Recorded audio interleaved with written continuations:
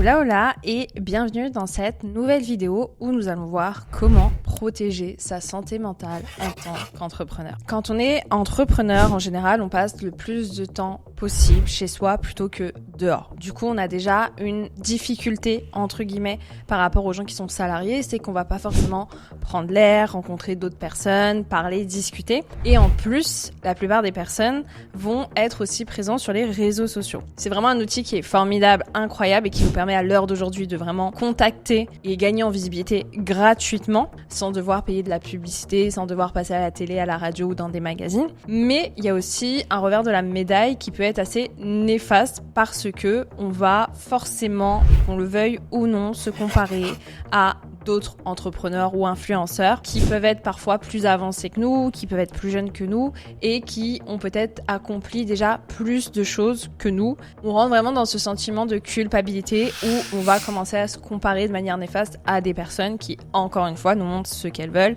Et comme vous le savez très bien, sur les réseaux sociaux, sur Instagram, on va pas forcément être hyper transparent, on va pas forcément montrer les échecs, etc. Ce qui est normal. La plupart des personnes veulent partager les choses positives, veulent partager leur réussite, leur victoire et elles vont pas forcément vous partager leurs échecs. Et de toute manière, en tant que consommateur aussi, on préfère suivre des personnes qui sont assez dynamiques, qui sont assez joyeuses et qui nous montrent plutôt les côtés positifs que négatifs. Du coup, ici, on va voir quelles sont les choses que vous pouvez appliquer pour essayer de préserver votre santé mentale au maximum. L'un des premiers conseils que j'aimerais vous donner, ça serait de couper les notifications d'Instagram, que ce soit en termes de likes, de commentaires, de DM, etc.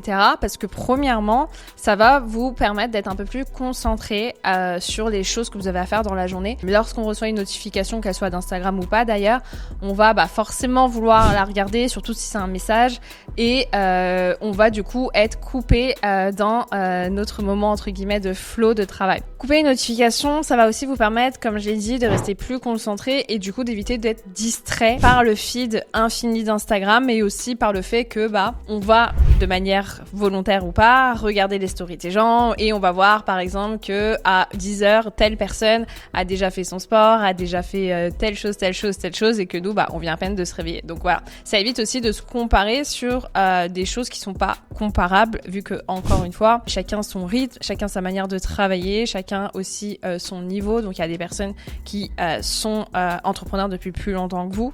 C'est normal qu'ils fassent peut-être plus de choses parce qu'ils délèguent, etc.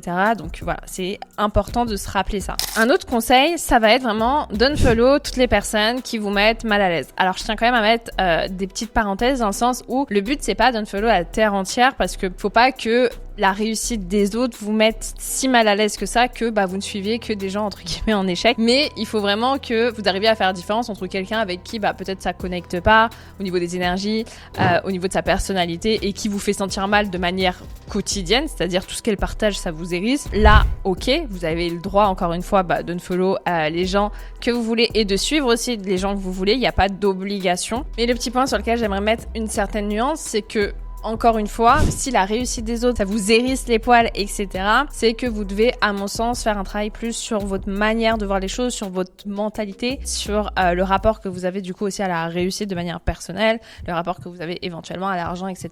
Un autre conseil qui peut paraître entre guillemets assez banal, c'est de se concentrer sur soi. Alors c'est plus facile à dire qu'à faire, mais ça reste quand même important et je sais c'est un conseil qu'on entend partout, mais est-ce qu'au fond, on l'applique vraiment? Le fait de se concentrer sur soi, c'est vraiment d'arrêter de savoir par exemple ce que vos concurrents font, quelles sont leurs prochaines œuvres qui vont sortir, quel contenu ils font, est-ce que ça marche pas pour eux, combien ils gagnent par mois, combien ils gagnent par jour.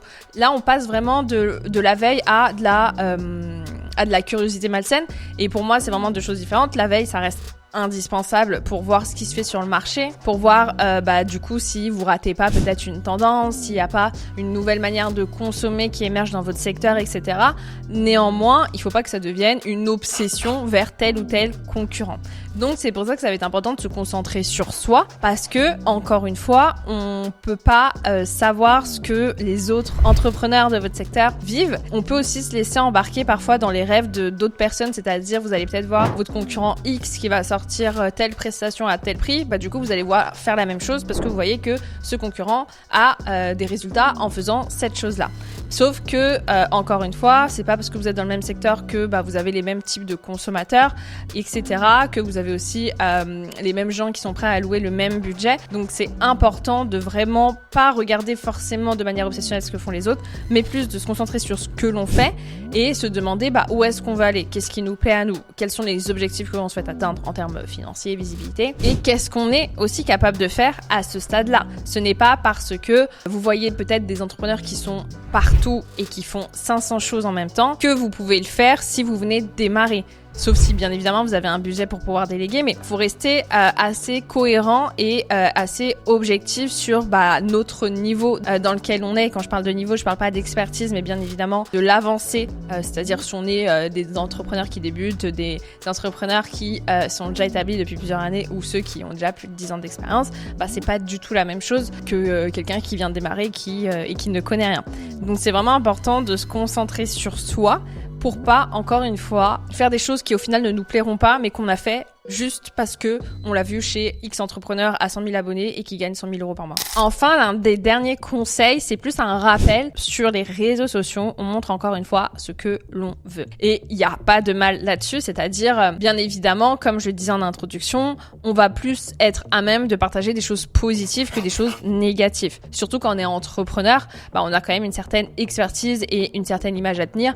Donc on va pas être là à déprimer les gens H24, à leur raconter nos problèmes personnels ou nos problèmes liés au business. Après, ce que je dis, c'est aussi valable pour peut-être les personnes que vous suivez qui sont pas forcément entrepreneurs, mais qui sont entre guillemets influenceurs. On connaît pas réellement la vie des autres par rapport à quelques stories ou quelques posts qu'ils partagent. Comme parallèlement, les gens ne connaissent pas ce que vous vivez. Donc c'est important de garder du recul pour préserver sa santé et se dire que ok, c'est cool, les gens ont l'air de montrer que les côtés positifs. Et encore une fois, c'est ok de le faire. Il n'y a pas de mal à montrer que du positif, mais c'est à vous plutôt de vous rappeler que c'est pas ça entre guillemets la vie. Il faut pas non plus dire que les gens mentent, etc. Mais juste rester conscient que en tant qu'humain, on a des émotions, elles sont positives, elles sont négatives, elles sont assez changeantes en fonction des jours, des semaines, des heures. Donc c'est juste un simple rappel que vous devez garder en tête la prochaine fois que vous vous comparez à quelqu'un. Donc voilà, en résumé, les 4 conseils que je pourrais vous donner si jamais ça vous arrive de manière assez récurrente de vous sentir mal par rapport aux réseaux sociaux, de vous sentir mal dans votre peau, de vous sentir peut-être moins que rien,